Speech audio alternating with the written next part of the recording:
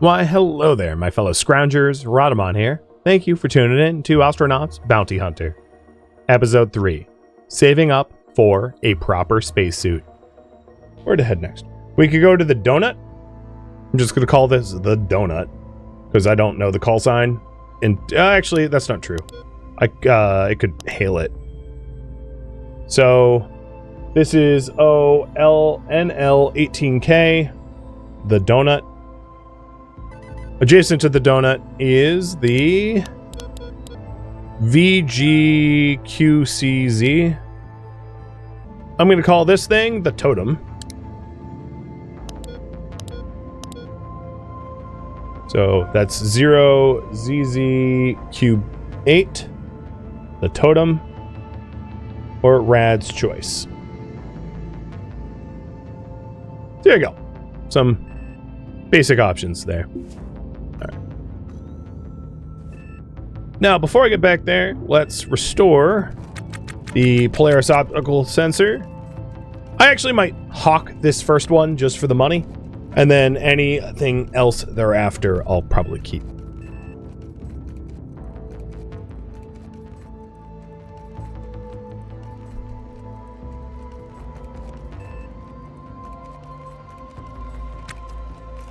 Let's restore more of the ship. And then in my PDA, I have the nav map here that I can open up. Tracking mode ship. Yeah, there I am. So now I can see where I am in relation to K-Leg, etc. How's my tools doing? Plenty of power. Cool. So this backpack, which is this one, Maris to keep, and this one is Maris to sell.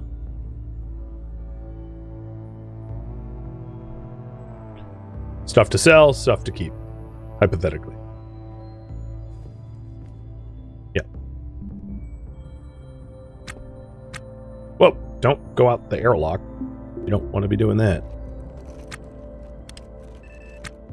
And I'm just going to auto task, like repair. Oh, not the O2 can. The airlock.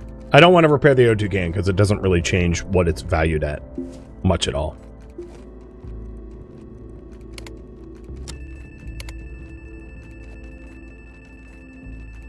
Okay.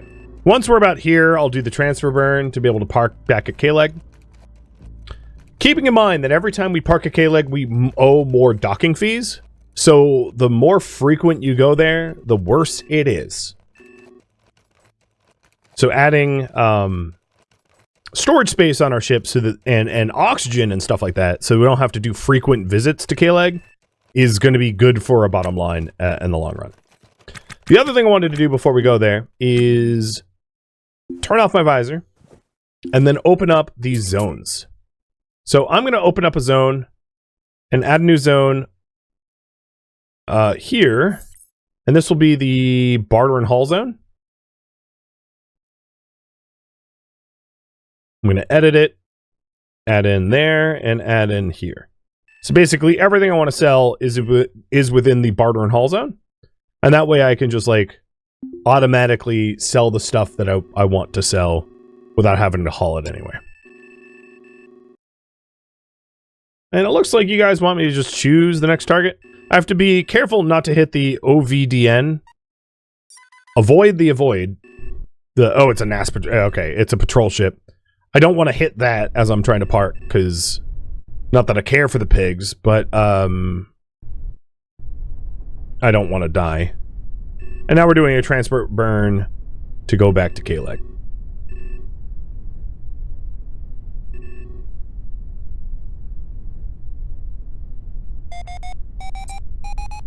The fees aren't once per day. They're like once per work session thing. So it's you got to pay them frequently. 'Tis annoying. Okay, don't repair O2 can. Repair conduit.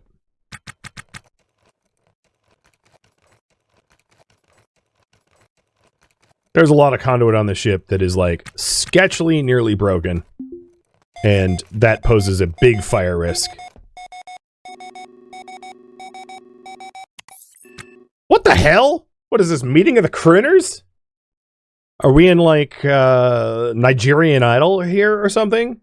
For reference, K-Leg Station is owned by Nigeria, sorta. All right, well, 2 crooners are here. I don't know why, but sure. I know. Okay, they're like parking in front of me. Okay, I'm gonna put myself in a holding pattern because I think they just automatically parked, actually. I didn't really want to compete with another ship to see who can smash into K-Leg best. But yeah, the fees are like, oh, come on, stop. They're like per shift. Which is, in other words, I get to owe them money every 8 hours or whatever. It is, if I am, of course, parked here. It's rough, but, you know, that's just the way it is.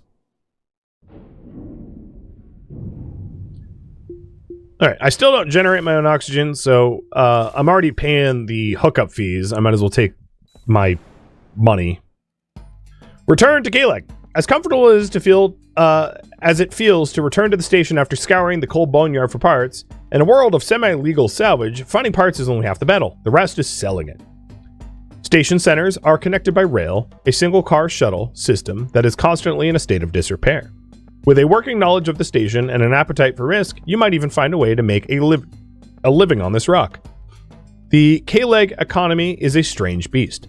There's the corporate-sponsored salvage trade run through the scrap and salvage license kiosks, which is what we're currently doing. With the right license, you can rent out time in the boneyard and pick parts without being bothered by AOSEC goons.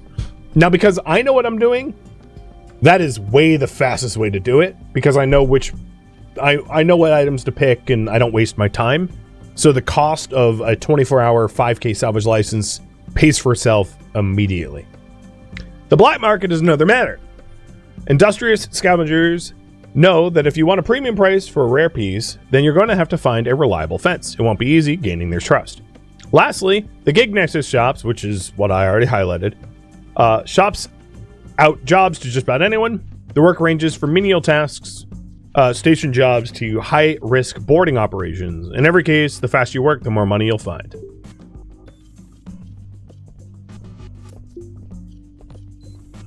Okay, so what I'm trying to do is make enough money to buy myself a Bingham suit. So go up to this license kiosk, go to sell. And now I'm going to open up the barter and haul zone and select the things that I'm willing to sell, which amounts to a clean 21,000, just about. And that's not counting the Maris to sell. Oh no, this is, I switched the backpacks up. The Maris to keep. Well, my helmet's in there, but the KPA Viz, this PDA, which happens to have power and the one of the modded cartridges, and then this, which has a roster PMC doc. So these documents here are just like data files on the PDAs that are completely of no value to me. But they're valuable to someone, and I can sell them. Basically, it's free money. It's like, think of it as like a Bitcoin token or something. And then some more visualized cartridges. So 32K. And then the Barracuda, which is 300. I don't have an easy way to get 9mm ammo, so... And also firing... So there's kind of 2 types of guns. There's guns that fire... like plastic cartridges, which won't break everything, and then there's guns that fire non-plastic stuff which will break everything. And if you fire a 9mm handgun with 9mm ammo, it's gonna punch through everything and break everything. But yeah, 33K, accept. Okay,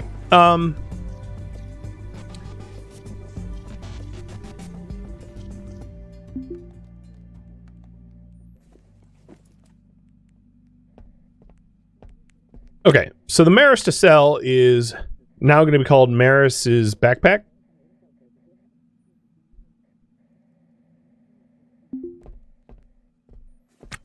And the Maris to keep is going to be spare parts. So the plan is to head on over to the supply kiosk and buy myself a suit.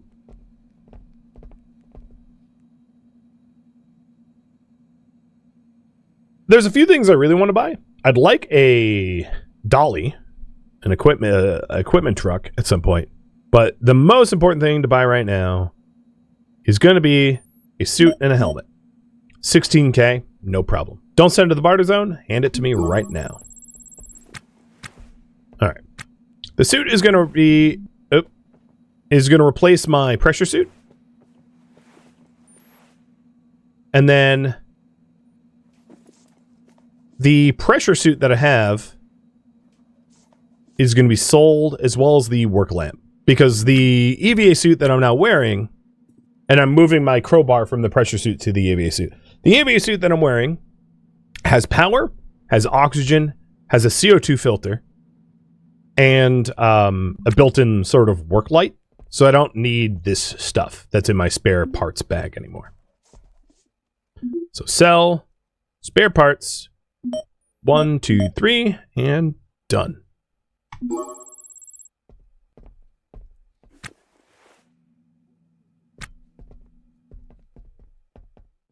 All right, I'm going to put the spare parts bag on the ground here. And now I just have a backpack, and the backpack's going to be like primarily what I walk around with.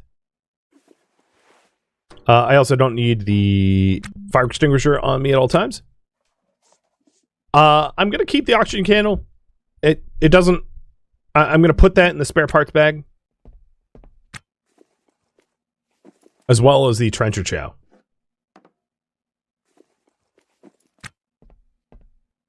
Alright. Now that I have my EVA suit, I'm going to rename this Maris's suit. And Maris's helmet. Because it's very likely that I end up finding other suits and other helmets. Before I do anything else, I'm going to want spare batteries for my Bingham suit and a spare oxygen bottle. It's very easy to find batteries out in the wild, but like, I'm just going to want them anyway. So I'm going to buy pristine ones. I'm going to buy 2 pristine batteries and 1 oxygen bottle. And I'll keep that on my person. So I have 2 spare batteries and spare oxygen. And this is because that's what keeps me alive. You know, if I run out of oxygen or run out of power, my suit stops working and I kind of croak. Now, what I can do is I can try to keep my, I'm going to switch my welder battery. Oh, and also the condition of this battery sucks. I'm going to restore it. It will hold more power once restored. I like how I'm restoring it and like, they're like, ooh, you're fixing something. Here is some reputation. It's like, I'm fixing my own thing, but thank you. I can't. Oh, no, I actually can fix my own welder. Sure, let's do that. And this is just like my reputation, which can be seen here, going up a little bit because I'm fixing stuff. If you want, you can run around the station restoring it for reputation. I don't personally care. It's not necessary. And fighting fires is the same way, technically speaking.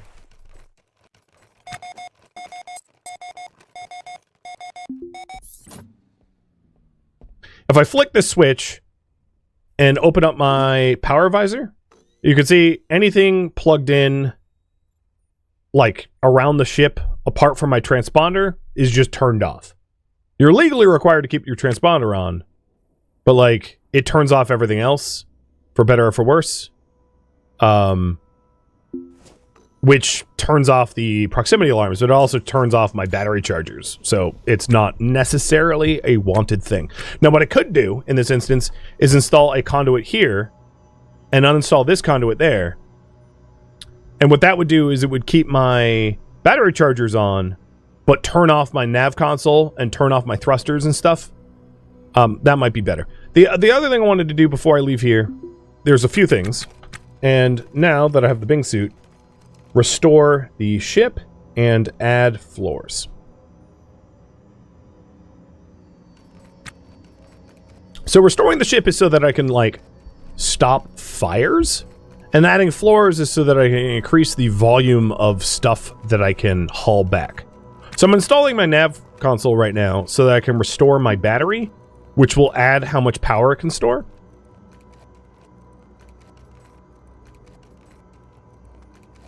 And then I'm going to actually uninstall the battery so that I have access to, like, more floors and walls. And what I'm trying to do here is just remove the damage from the ship as much as possible so that it's not a fire hazard, it's not going to kill me. Because, like, now that I have a Bingham suit, I can survive by sticking a helmet on, but, like, if my ship goes up in flames, I'm still pretty screwed. So I'm trying to remove that as a potential risk.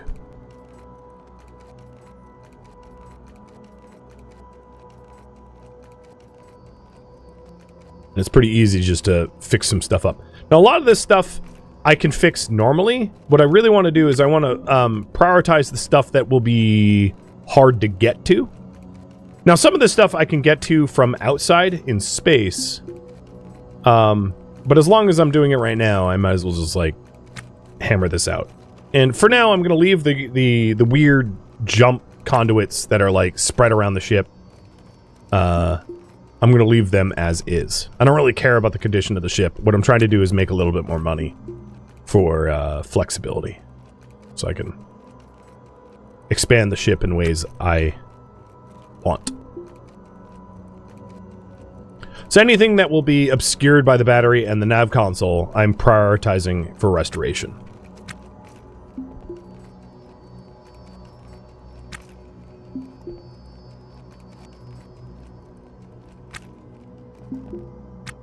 Nope, go back.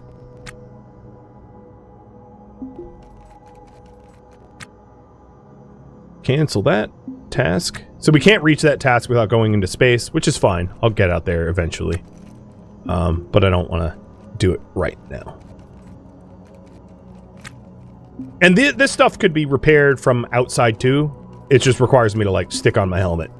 And that's not an issue. I will do that at some point.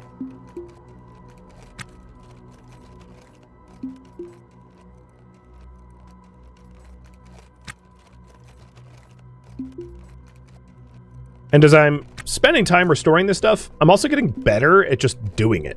So my repair rate for a lot of these tasks is just going up because I'm getting the skills required to do it efficiently.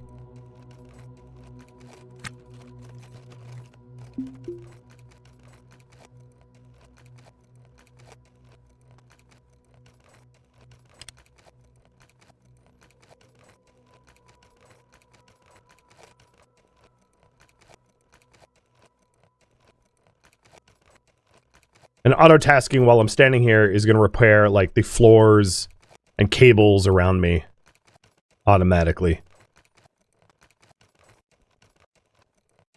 So that this rust bucket isn't going to set on fire on me.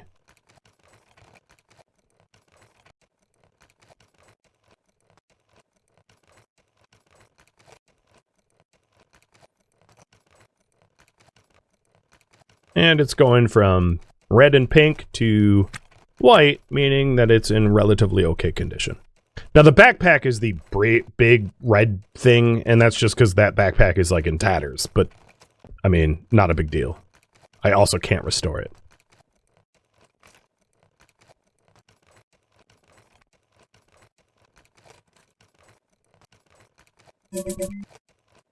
Shift ends in 5 minutes. Make payments. There we go. Paying Port Authority. My electrical engineering skills are going up. I want to repair and restore this wall because I won't have access to this wall once the nav station's back in. And then once a few more pieces are repaired and restored, I'm going to push on because almost everything else here I'll have access to once things are reinstalled. So Picking up the battery. Let's turn off the damage overlay visor now. Installing the battery so that the power faces the... here.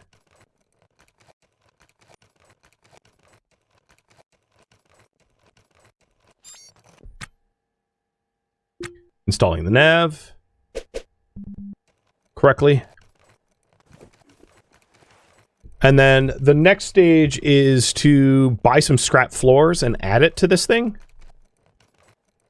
Actually, I won't even buy scrap floors. I'm just going to go out to a salvage site and do that the old-fashioned way by finding it in the wild.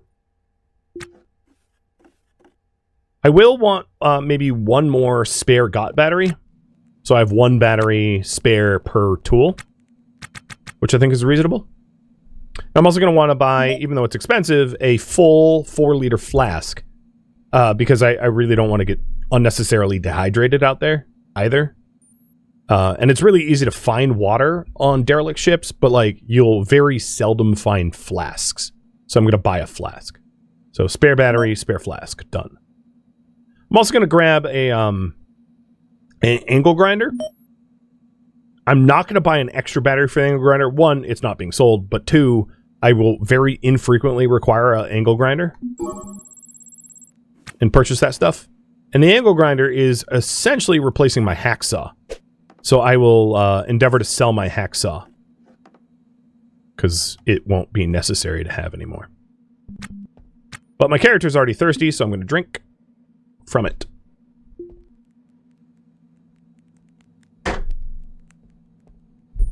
Cool. So, let's sell the hacksaw. So the hacksaw, as you can see, is a structure cutter. Up here, structure cutter. And then the angle grinder is also a structure cutter and wire cutter. And they serve the same purpose. One is just battery powered and slow, or fast, and the other is manual and slow. Okay. Cool. Now that we're done, you guys voted that I just like pick whatever derelict I want to go to. That's cool. So I'll do just that. Swap in the battery. Oh, actually, this battery is pretty dinked up, so let's restore it. And now my tools all have fresh batteries, and then I have spare tools, or spare batteries in my battery charger. And one thing you might notice is previously, before 1.0, battery chargers could only have one battery at a time, except for the Bingham ones. Now they can hold 4. So my red battery charger holds 4, my green battery charger holds 4. So my tools are all powered up for the most part. I mean, my friction welder's low on battery, but not a big deal. All right, before I push off, let's close the door and airlocks.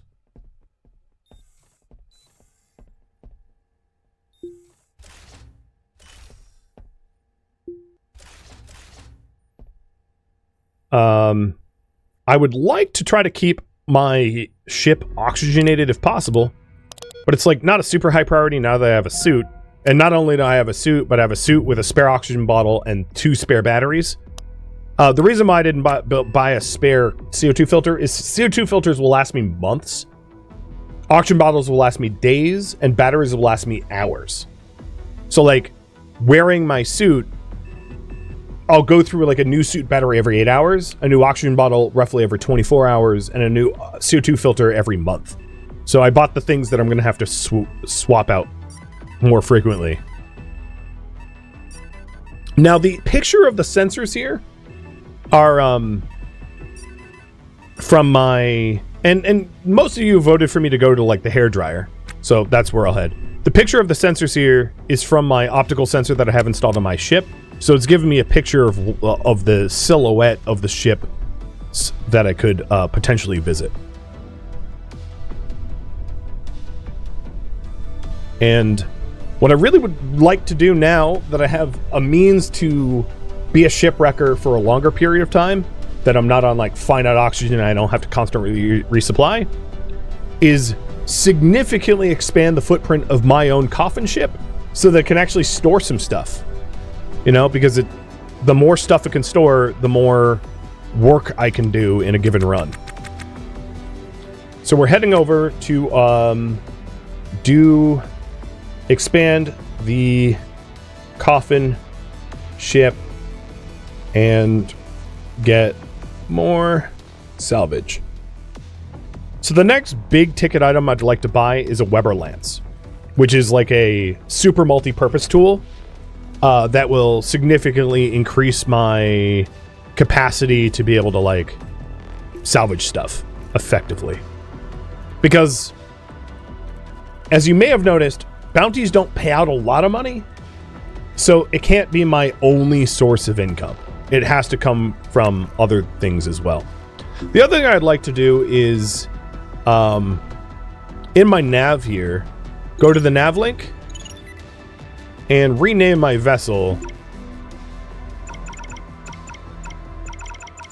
Maris's Marauder, because that has a little bit more bite than the uplifted crooner. Like, screw that noise. I'm not the uplifted crooner anymore. I'm Maris's Marauder.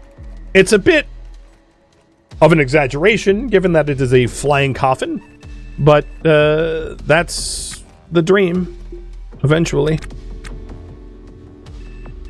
All right, here we come. So I picked this target, if you're wondering, because if it's a bust, it's next to another ship. So I'm increasing my odds that one of these two ships have something worth a damn. And also just my game experience, I know certain silhouettes are better than others. Some of them are blurry as hell and I can't really tell what they are. But some of the larger ships here are going to be pretty valuable. And I could have clicked more to try to find like this ship, for instance, which will have a lot of wealth on it. So you can always click around to try to find like a gold mine. But like this one's fine.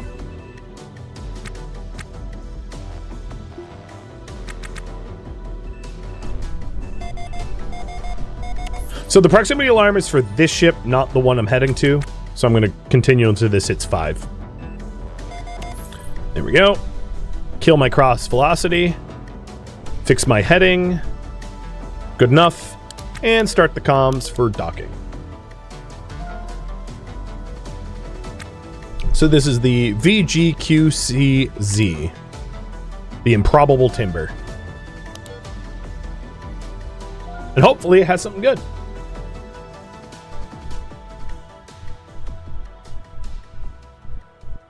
Or it has lightweight floors that I can add to my ship. Or both. Both would be nice.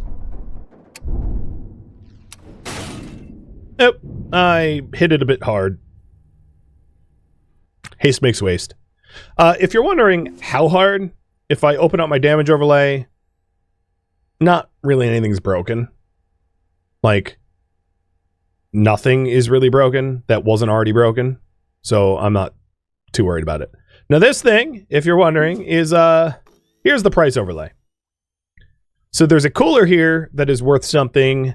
There's an oxygen bottle that is worth something. There's bins.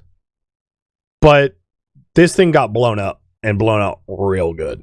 There's so the cooler and the oxygen bottle are worth order of magnitude like 12K maybe. But I might be able to find some treasures in the bins. But like that's my best bet, because the rest of it's pretty awful. All right, let's do default. Helmet on. And cycle the airlock slow. And I'm going to do a bin check first, and then we'll start taking stuff. So here's a spare oxygen bottle. By default, the oxygen bottles, if you're wondering, have about 20 kPa or 20K kPa in them. So this oxygen bottle is basically nearly full. It's just like falling apart, but it's pressurized.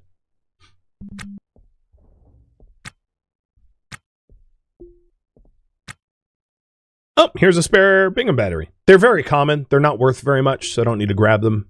So the ones I bought, I probably didn't need to buy, but it's nice to have the extra power so I can stay out longer. Another backpack. And things can be nested, so it's worth like opening up backpacks, opening up coveralls, opening up cargo pants, because you never know what's in the pockets of the cargo pants. Like PDAs maybe. And right, I had that PDA that sold for like 10K.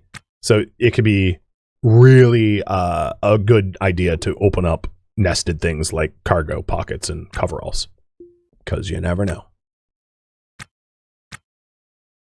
And what's nice here is, as you can see this way, I have oxygen and battery, and I'm not going to suffocate. I can stay out here, and I'm being fed oxygen, and I'm not holding my breath.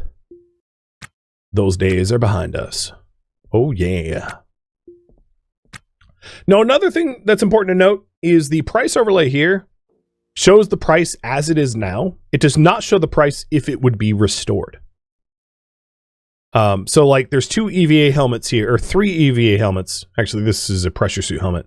But like these helmets are going to be worth a lot more if they're restored up to mint condition, which is not reflected by the price overlay. So the price overlay is useful, but it isn't like the only, you shouldn't religiously believe in what it says, because it's not going to give you the complete information of like, well, this item is, if it shows worthless, it must be worthless, because it doesn't assess whether something is fixed or not. So these EVA helmets, for instance, if restored, which we can restore it pretty quickly, will go up in price as the restoration happens. And then all of a sudden, they'll be a deeper blue, and it's only because I identified that they're worth restoring. And not everything is, but the helmets are.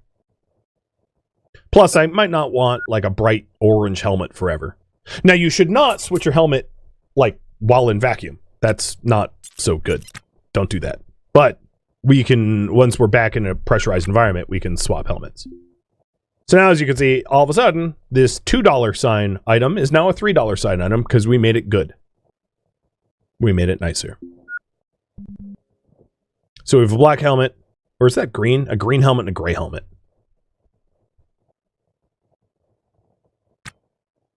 Keep restoring it. Oh, you're out of power. Got it. So our welders bingo.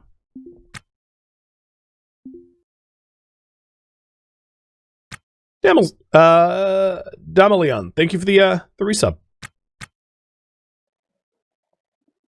Let's keep doing bins before I go back for a new battery pack to actually set out to do what I said I wanted to do. The fusion manuals, if they're in really good condition, can be worth a little bit, but like they're not a big enough ticket item that I think they're worth poking around. One other thing that I find very useful for the price overlay is it allows you to find the bins really easily, which otherwise they kind of like blend into the gray drab of a ship. So I often will leave the overlays on, as they're just very effective to find the bins in the first place. So I've now checked every bin. These helmets probably the only things that were like worth much in them.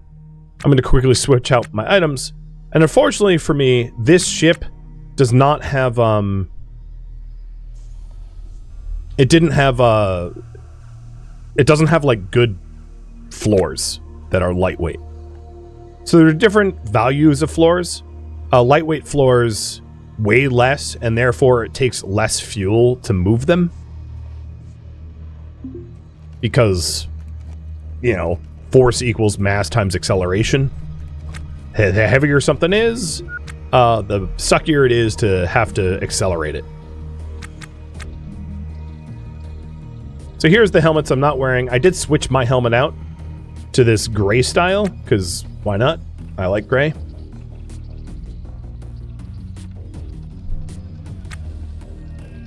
And then the old helmet. So I know to sell it. So taking a quick look again, let's make sure that there isn't any lightweight floors here that I overlooked. No, there really aren't. Got it. Well then, I'll make do with a not lightweight floor. That's fine. And I can always remove it subsequently.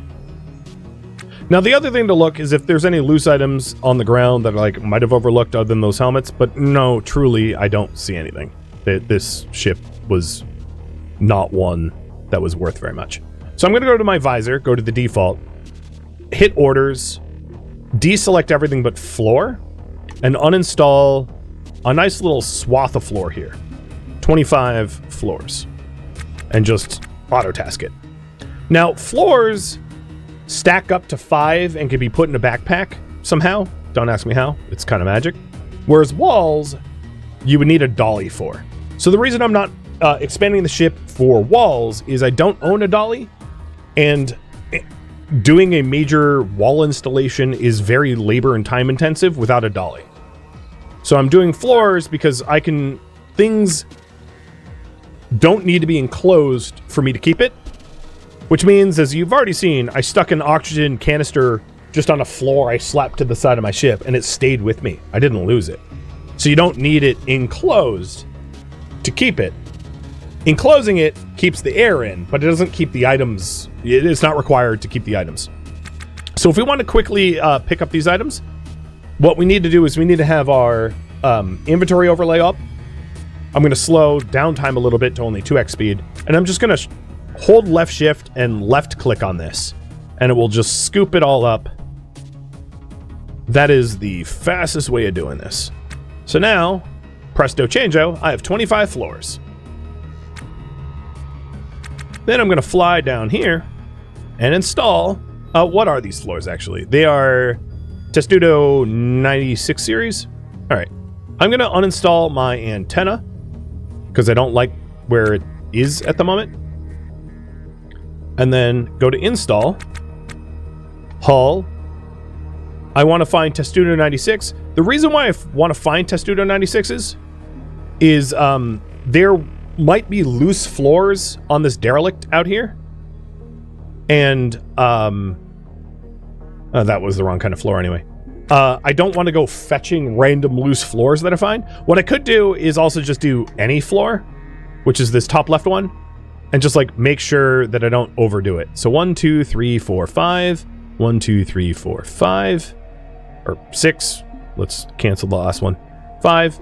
And I know I have 25 floors on me, so I'm just going to add 25 floors worth of space to the back of this ship. Arbitrarily, your airlock is the front of your ship, and that cannot be changed. Almost everything can be uninstalled in a ship except for essentially your original airlock, which is like what makes your ship a ship and not just a flying hunk of debris. You can install other airlocks, but your first airlock can never be moved. It's just your anchor point of your ship, your chassis or whatever. It's the only thing that can't be modified. Now, I am not legally... my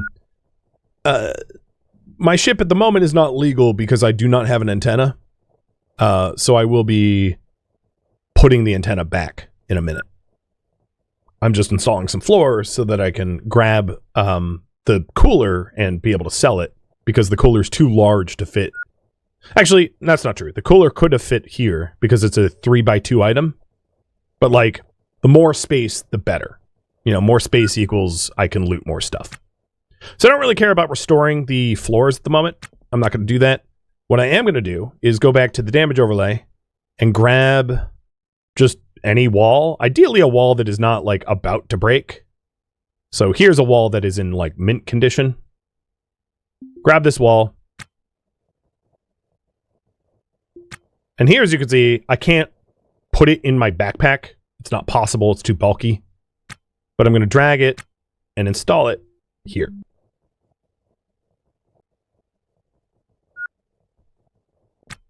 Then I'm going to install this antenna like that. It is not powered on, so I need a cable to power this back on. So I'm going to grab any conduit. I really like the Albright styled conduits, but they're not different, really. So these are jumper cable conduits, and these are Albrights. And then restore this so it doesn't set on fire. Not that it would really matter because it's in vacuum, but I don't want it to burn out and my antenna to go off. Because when your antenna's off, you're not running legal. So basically, running legal has two different meanings. One is that your transponder's on, your antenna's on. Basically, you're identifying yourself. Because if you're not identifying yourself, the law are going to think you're like a pirate or a smuggler or something. So that's legal. And then there's another legal, which is that you have a valid license. So I bought a valid license, a valid salvage permit for 24 hours, which then makes me legal to dock to derelicts. So without a salvage permit, flying around and not docked on anything makes you legal. Basically, you're not breaking the law, your transponder's on, and your antenna's on. But as soon as you dock or couple with anything, because technically you can tether to another derelict to like tow it around. As soon as you're docked or tethered to something else, if you don't have a salvage permit, you're there illegally because you're not. If you aren't permitted, you shouldn't be there in the first place. And then for symmetry's sake, I'm just going to uninstall this orange one and then plop it back here. Now, for reference, this orange piece, actually, I'll just show you. The orange versus the gray. How are they different? Well, here, this gray one has a mass of 7 kilograms. This orange one has a mass of 5 kilograms. The orange one is part of the mobile space system floor, which is lighter weight than a testudo floor, which is heavier weight, 5 to 7. Ideally, you don't want a heavy ship because heavy ships cost more fuel to move. So in a perfect world, my entire ship would be made of mobile light stuff because mobile light stuff is less heavy, is less massive. Thank you for tuning in to Ostranauts Bounty Hunter, which originally streamed live on Twitch. If you have any questions for me, let me know in the comments below. If you'd like to catch a live stream of mine, Rhadamant.com has my stream schedule and countdown timers to upcoming streams.